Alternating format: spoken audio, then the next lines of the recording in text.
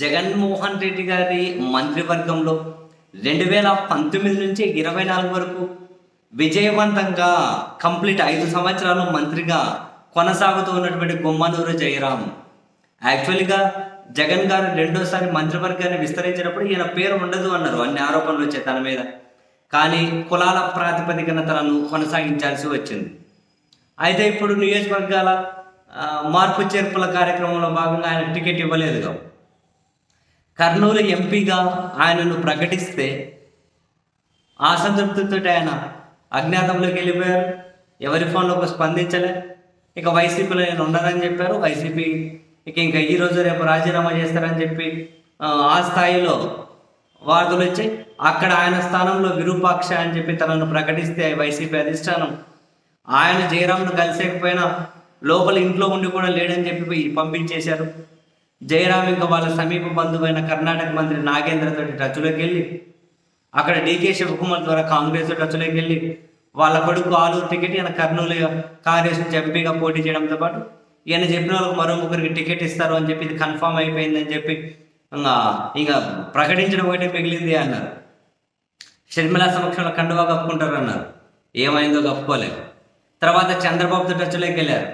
వాళ్ళ కొడుకు ticket ఈయనగా Kurnool MP ticket ఇస్తే టీడీపీలోకి వస్తా అన్నారు. ఇక టీడీపీలో ప్రకటించడం ఒకటి మిగిలింది అన్నారు. మరి అదేమైందో తెలియదు. మళ్ళీ తాజాగా ఆయన రాత్రి జగన్మోహన్ రెడ్డి గారిని కలిశారు, ముఖ్యమంత్రి గారిని కలిశారట. నిన్న మంత్రివర్గ సమావేశం జరిగితే దానికి కూడా వచ్చారు మంత్రి కాబట్టి.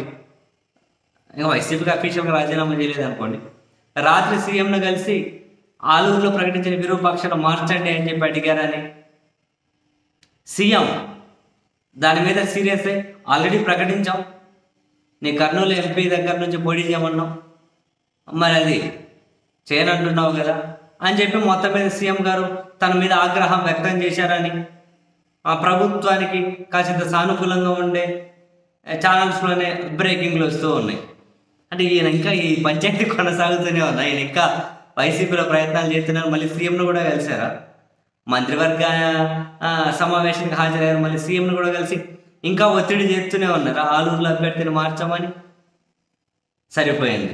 ఈయన కాంగ్రెస్ లేకపోతాడని చెప్పి అక్కడ బెంగళూరుకి వెళ్ళి అక్కడ మంత్రాలు జరిపి, చంద్రబాబు తల్లి ఇక్కడ మంత్రాలు జరిపి, మరి అవి వర్కౌట్ అవ్వలేదా? వర్కౌట్ అయినా ఫైదా లేదనా? మళ్ళీ వైసీపీలోనే ఇంకేమైనా కనుక ఇక్కడ అదృష్టాన్ని పరీక్షించుకొని ఒత్తిడి వ్యూహాన్ని ఏమైనా అవలంబిస్తున్నారా? ఈయనతో ఇంకా వైసీపీ పంచాయతీ కొనసాగుతూనే ఉందా? మరి చూడాలి.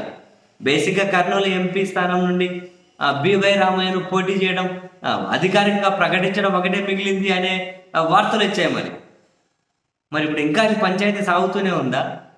జయరాం సీరియల్ కొనసాగుతూనే ఉందా? సో అర్థం మరి జయరాం వేరే పార్టీలో వెళ్ళి వేరే సీరియల్లో జంప్ అయిపోతాడో, లేకపోతే వైసీపీలో నుంచి ఏమైనా అనూహ్యమైన ట్విస్ట్లు ఏమన్నా వస్తాయా? ఏమో మరి.